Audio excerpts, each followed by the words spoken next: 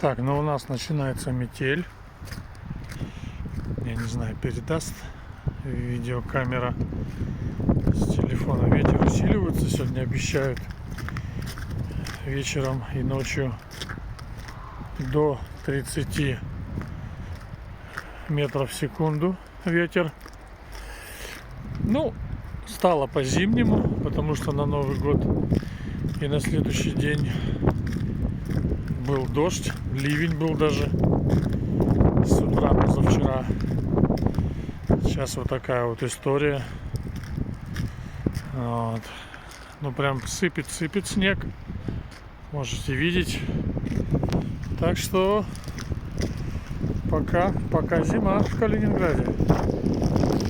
Такие вот дела. Чешем домой.